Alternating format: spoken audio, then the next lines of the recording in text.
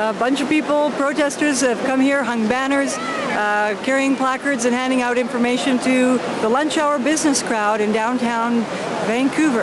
Today is an International Day of Action for Clayoquot Sound. We have protests here in Vancouver, one in Victoria, and there's a protest in Tofino outside of the Interfor office there.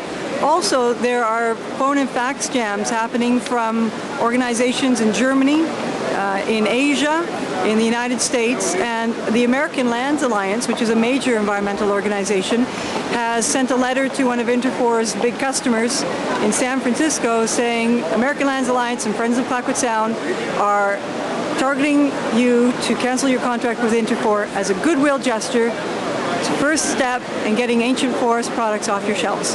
Interfor has been in Clayoquot Sound since 1992. They've never stopped logging. Clayoquot Sound is not saved, it's not a park. Most people think that because it's a biosphere reserve, it's a park. In fact, the situation is that logging continues and pristine valleys are on the chopping block. So Interfor, their history, they're one of the 5 biggest logging corporations in British Columbia.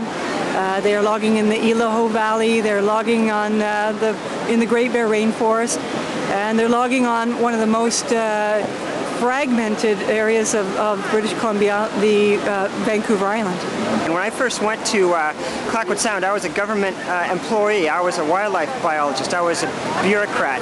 And when I went out there, I came out there to learn, and the science that was there convinced me that the environmentalists out there and everyone else who was out there were right.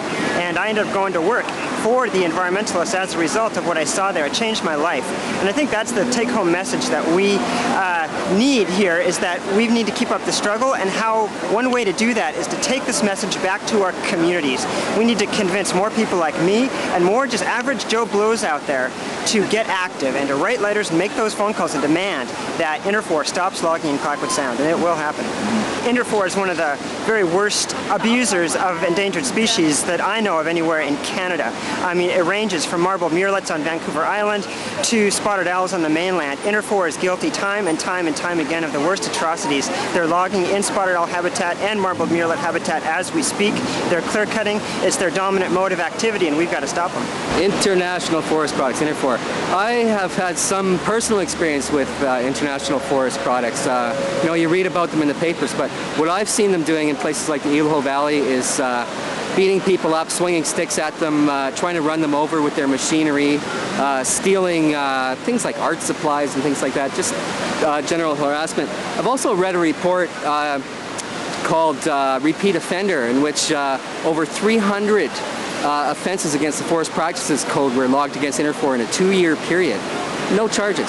So it's pretty clear from things like that that the government's agenda with all these regulations and so on and so forth is to persuade world opinion and buyers of BC forest products that we're doing the right thing, when in fact they fire all the enforcement officers, so on and so forth. So none of these regulations are enforced against the companies. They pretty much have free rein.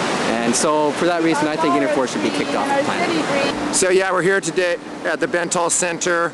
This is the first time for the net drop banner here to be hung above their courtyard in order to let them know that, let the public know that Interfor destroys Clayoquot Sound's ancient forests, and that continues on.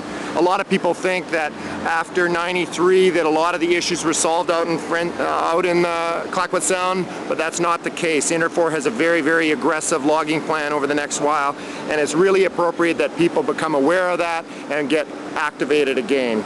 So today, on the International Day of protests in support of Clayoquot Sound, we urge people to phone Interfor offices, let them know their concerns about the continued clear-cut logging in Clayoquot Sound.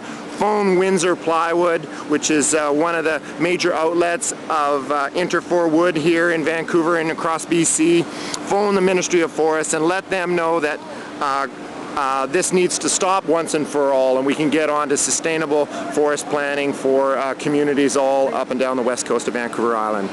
Get active. Everybody's got the power, and everybody needs to express that power in order for entities like Interfor to be put in their place.